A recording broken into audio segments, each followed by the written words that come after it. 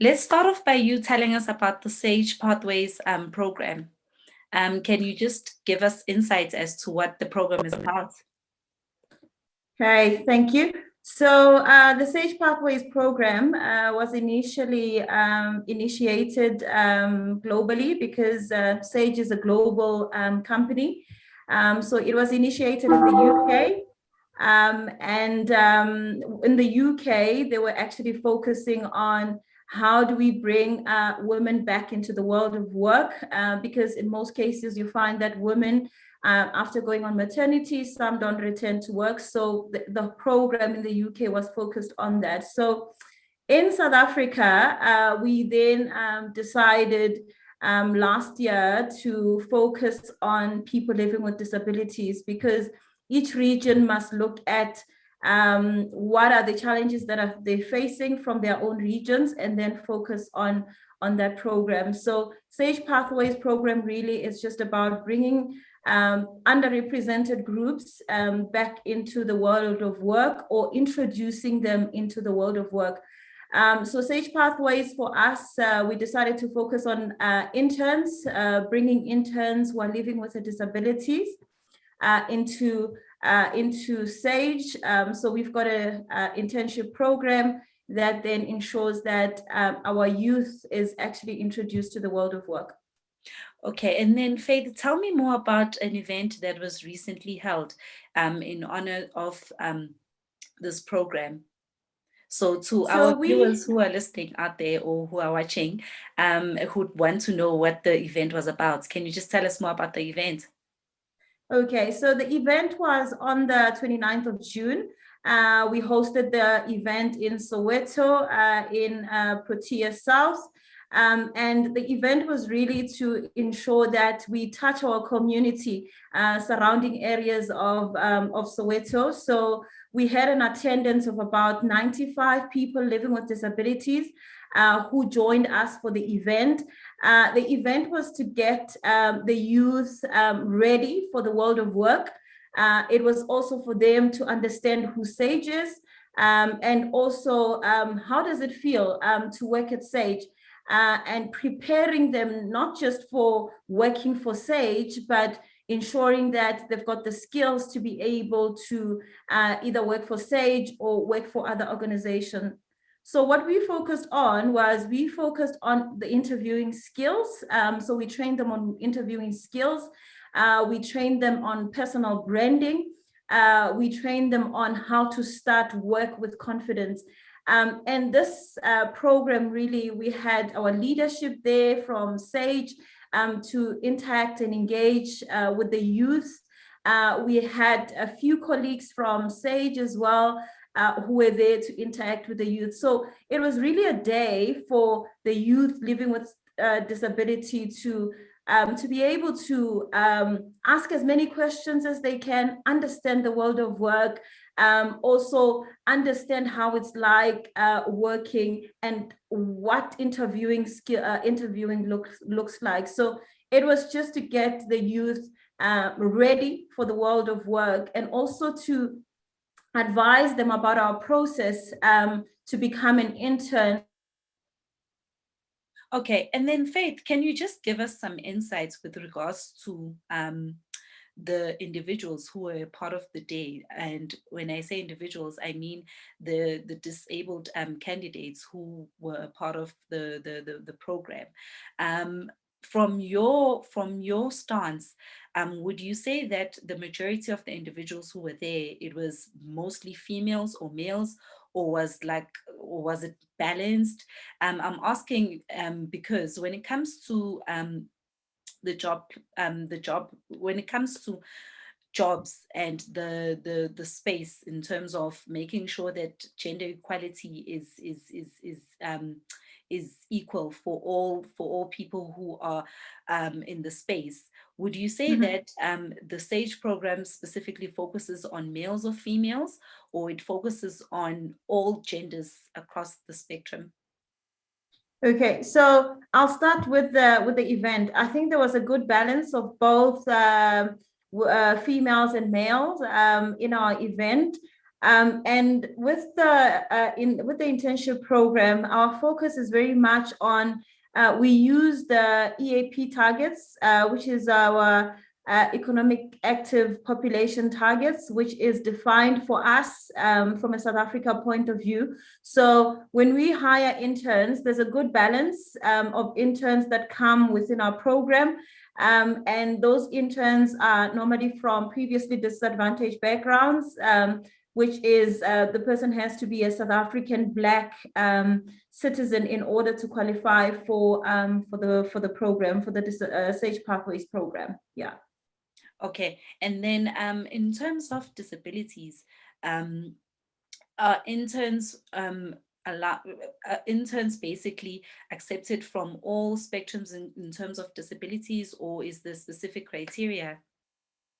So what we look at, so there's two departments that we've identified. We've identified customer services, which is one of our divisions where people take calls from our customers on our product. We've got also finance operations, which is where our people take, they kind of like invoice for our customers, and they do a bit of accounting side. So what we look at people that will be successful in those roles. So if you are looking at customer services, the person should be able to answer calls. The person should be able to receive calls and interact with our customers. So we look at communication skills, somebody that's also able to communicate, people who are able to learn. So it might be difficult for some disabilities looking at the spec of the positions that we look at. But what we've looked at from our business point of view, so we did an audit on our business, on our building, just around what disabilities can be accommodated within our business. And we ensured that we can get as many people living with disabilities to be able to be accommodated within our building. So we looked at whether somebody on a wheelchair will be able to come into our building. So we've looked at how do we accommodate people living with disabilities, but also focusing on ensuring that they become successful on those two roles. So it's around them being successful, them being able to communicate on the phones, and then being able to read and write and things like that. So those we've looked at a variety of disabilities that can be included within our business. Okay, and then Faith, just tell me more about any strategic partnerships in terms of other organizations who are on board in terms of supporting this program. So at the moment, we work very closely with, we've got our Sage Foundation partners who actually work with us on this program. And these are really our community partners that are out there on the ground that understands our community. So we work very closely with Lead Change, who then has a base on some of the people living with disabilities across Soweto. So that is one of the organizations that we've worked with in order to ensure that we get people to participate in this program. So that is one of our partners. Another partner that we've got, it's one of our recruitment agency, which is Khodisanang, that really helps us to find the interns that can participate in this program. So it's those two partners that we've got currently that we are working with. There is more partners that we are also still identifying that can actually help us with this program. Another partner that we partnered with is a company called Celebrating Humanities. So they have really worked with us on how do we educate our colleagues around working with people living with disabilities, managing people living with disabilities. And there's another team called SMECOS, and those guys really ensure that we also continue to mentor the interns living with disabilities in order for them to be to feel included within our environment. So those are the partners that we've really partnered with to ensure that this becomes a seamless journey for us as we integrate people living with disabilities within our business.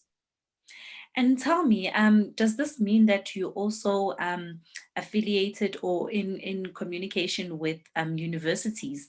I ask because I'd like to believe that that's the one place where, after completing your studies, the one thing that you're rushing to do is to get a job. So, does this mean that you're also in communication with universities? So we also, we've got another program as well where we provide bursaries to university students. So looking at last year, we kind of like paid for bursaries for close to 96 youth out there in our communities. And out of that 96, about 40 of those interns were people living with disabilities. So we've got already a connection, or we are already working with universities around paying for people's bursaries in order to ensure that they come back and they're able to become our interns after they've completed their studies. So there is work that we are doing on that end by providing bursaries to people living with disabilities already. Okay, and then very lastly, can you kindly share to our viewers out there who would like to apply for the program, where can we find you? How can they find you?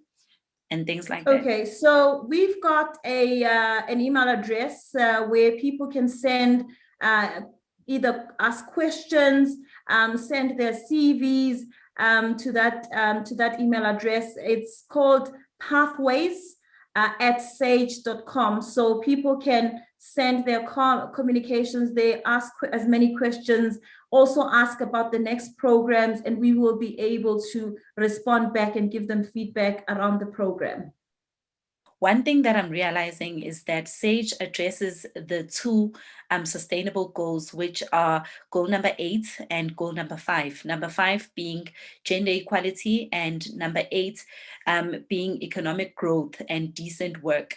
Can you just tell me more about other programs as well that you also think that are specifically addressing these goals, whether it be unemployment and things like that? Thank you. So I think one of the focus that we focusing on is the youth program that I've spoken about. So overall within SAGE, currently we've got about 90 interns within our business. And those interns really, for us, we see it first of all as part of reducing the unemployment rate.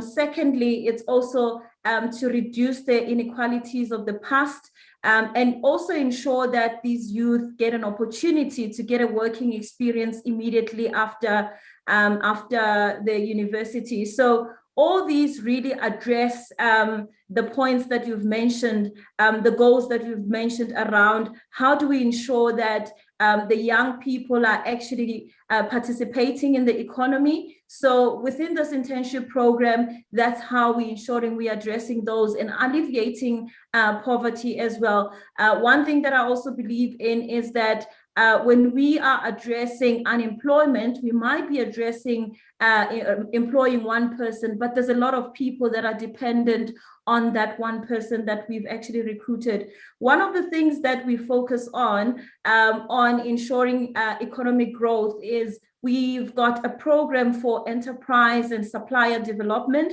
where we've brought in small Black-owned businesses, and it varies from young people starting their own businesses, and we've really tapped into how do we assist them, mentor them, coach them, and also provide them with support in order for them to grow their businesses. So